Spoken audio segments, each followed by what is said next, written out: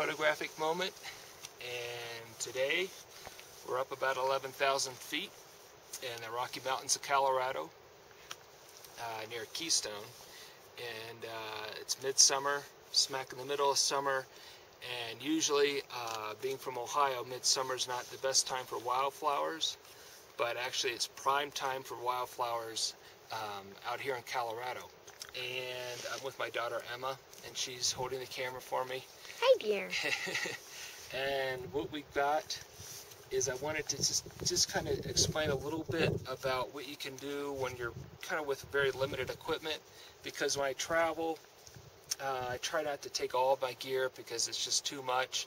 It's not practical, and most people who do amateur photography, you just have a limited amount of gear. You're just not going to pack a full tripod with about 5 or 6 lenses, 2 camera bodies, and the works. It's just not going to work.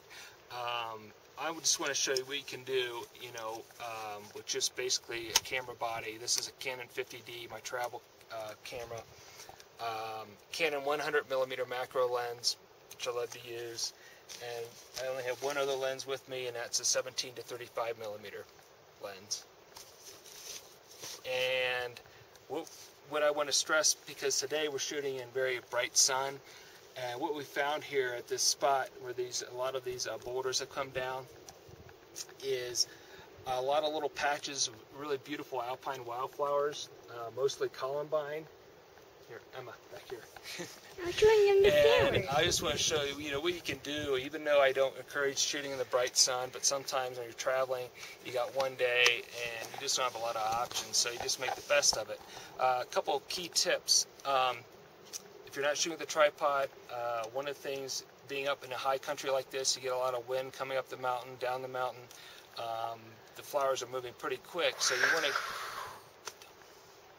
you want to go up to like a high ISO and a high shutter speed, something around shutter speed, something at least around 200th of a second. The other thing is try to find some that are in the shade, and if they're not, use your own body to provide almost like a screen from the sun as putting shade over the flower. The other thing that I use is circular polarizer on these flowers. It takes off some of the glare and enriches the color. Emma, don't keep doing that. And then and use a high shutter speed, and you use a wide aperture like a 2.8, 3.5, and that way it'll allow for a higher shutter speed when you allow more light through the lens. So I'm going to shoot some more of these columbine.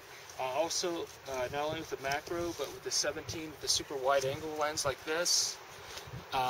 What I like to do is get in close to the flowers and get them right up against the lens, and then include as much of that wide landscape and sky as possible. It kind of gives kind of a feeling of grandeur toward the whole image while getting some close-in detail of the flowers too.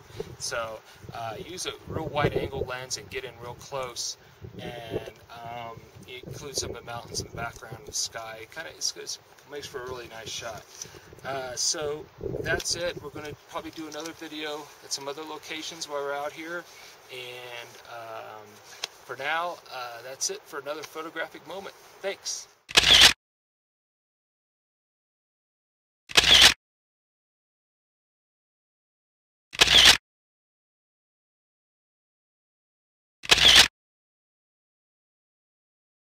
Okay, here we are in Colorado, and we were up at the mountain earlier photographing another day, photographing some Alpine wildflowers. So now we're out photographing some just landscapes. We're along the Snake River, which is the rapids you hear in the background. And I want to talk about something called what I call light anxiety. And when I say light, I don't mean as in lightweight. I'm talking about light as in the light from the sun. So look at what I talk about anxiety is it happens a lot with nature and landscape photographers. In the middle of the summer, the problem is the best light is almost always in very early morning, right before sunrise, at sunrise, and maybe a little bit after.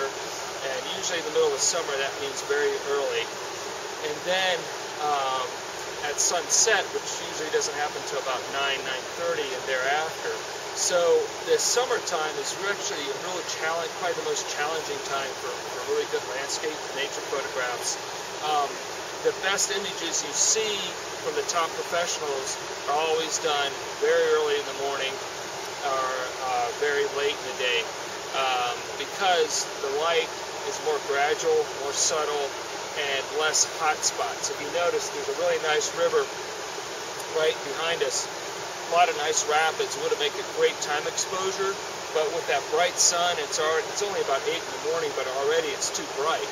With that bright sun coming through the trees and those dark shadows, you get these hot spots, dark shadows, and the image just does not work. If you notice, all the images of waterfalls and streams that are very good are done in very overcast conditions, or very early in the morning, very late in the day. So with nature landscape photographers who travel a lot, they get anxious because that sun's constantly moving, and that good light is constantly getting away from us, so they're always chasing it and trying to get to a scene while maintaining that good light. Sometimes we get a little bit too anxious, things don't work out. So what we found here is a nice scene, and then what I'm photographing up here is this building, this old building. You can see it with the mountain in the background, and then with this side-lit grass in the foreground. Okay, and I can bring it back. So what I'm doing is a multiple exposure for a high dynamic range, so I can get some of this shade and some of the tones in that old wood, in that what I might call a log cabin up there, as well as correctly expose this bright light in the grass, and also everything in the background too. And then, so basically I have the camera set up the 28 to 70. I kind of compress the scene a little bit because I want to get that nice foreground, the building, the background, all kind of put together a little bit, but not too much. And I'm doing that at the 70mm setting. So, you know, the main thing I want to talk about is what I call that light anxiety, and trying to chase the good light all the time. The best photographers, they know their area really well, and I don't know this area very well. This is our first time out here. So normally a good nature photographer will really know the area when the light is good, therefore avoiding that kind of like always chasing the scene type syndrome, which can be pretty challenging. But when you get the good shot, it's worth it. So we're going to do a little bit more landscape photography out here this morning before the light gets too high, and I'm going to try to show some of these shots too at the end of the video. And once again, thanks for joining me on another photographic moment.